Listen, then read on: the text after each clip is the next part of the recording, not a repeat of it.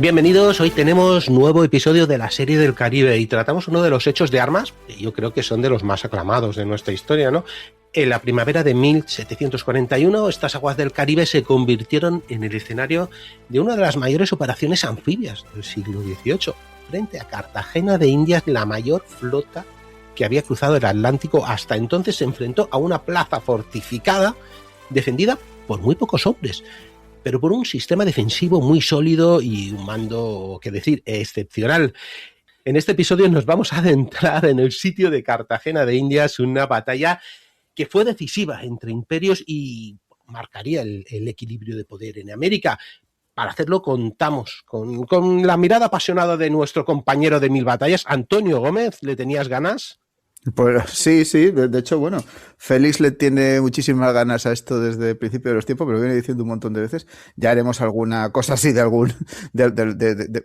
todas estas historias que nos metemos, pues una de estas será en el futuro, claro, pues alguno de los episodios y tal, pero sí, esto es de los momentos apasionantes, además de que todo el mundo pone muy por arriba a don Carlos el III y la monarquía ilustrada y todo esto, y nos olvidamos de don Fernando VI, que tuvo también lo suyo y que es, no sé, a mí me parece que se queda ahí en medio un poco como olvidado y sin embargo sí. Tiene su mérito el pobre, o sea, yo qué sé, mucho mérito, vamos, a mí me parece magnífico. Y nada, pues sí, muchísimas ganas, Guerra del Asiento, ya ves, claro, a tope. Y bueno, con este invitado más aún. Sí, porque invitados de excepción. Tenemos al divulgador Guillermo Nicieza Lledo, Forcelledo. Bueno, bienvenido a Victoria, ahora te comento.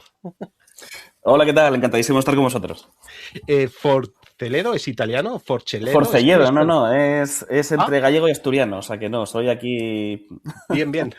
Totalmente autóctono, vamos. Vale, no, me sonaba por ahí, digo, bueno, pues a lo mejor puede ser, pues ya te presento como autor, entre otros libros de Blas de Lezo, editado por Despertaferro, y bueno, este libro, para entender al hombre, para entender la estrategia y el contexto de una victoria que cambió la historia del Caribe, sin lugar a dudas, cambió la historia del Caribe, ¿o me equivoco, Guillermo? Cambió la historia del Caribe, lo que pasa que es verdad que se ha hecho mucha incidencia en lo que es la batalla de Cartagena de Indias, una cosa que es, a mi parecer, totalmente natural, ya que fue realmente un gran combate, pero bueno, no fue la única acción, de hecho hubo 3 o 4 acciones muy parecidas a Cartagena de Indias, mucho más pequeñas, que tuvieron igual resultado para los británicos, que fue un total descalabro, y de hecho, pues bueno, alguna de ellas participó incluso Edward Vernon. Ajá. Porque, ¿qué fueron? Vamos a volver a qué es lo que provoca esto, porque sí que sé que tocaron varias plazas, a ver si podía, en cuál puede meterse. Los ingleses eran muy así, en cuál me puedo meter, pero lo que tenemos es que esto está dentro de lo que se llama la Guerra del Asiento, a que has mencionado a Jenkins. Sí, bueno, la Guerra del Asiento realmente hay que entenderla como parte, ¿no? Parte de la Guerra de Sucesión austríaca en este caso, pero en un teatro de operaciones muy particular, ¿no? Que es el Caribe, fundamentalmente, en América.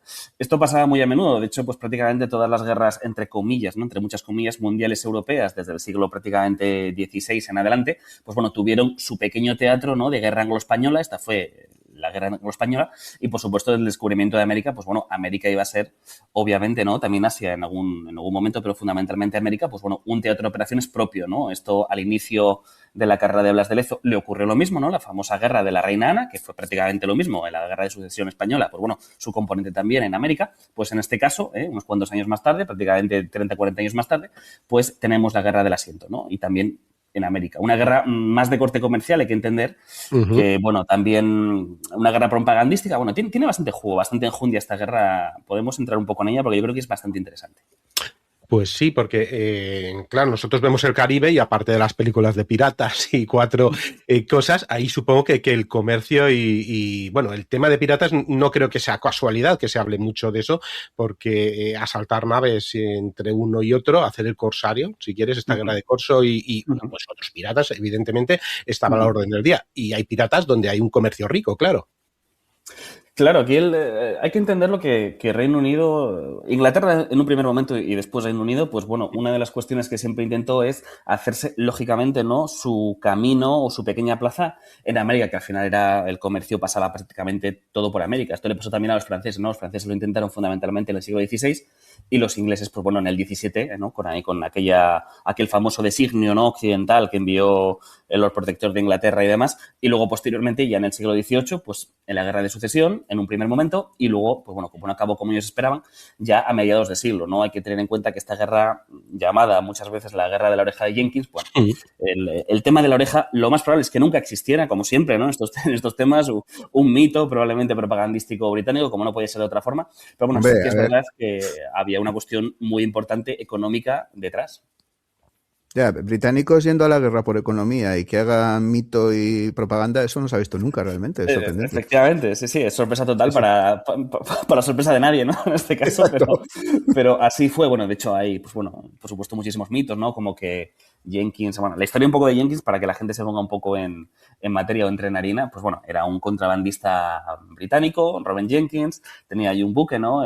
Una fragatilla probablemente, la Rebecca, pues bueno, lo más normal es que cuando haces contrabando, suponiendo que estás contraveniendo todas las leyes internacionales en aquel momento y demás, ¿no?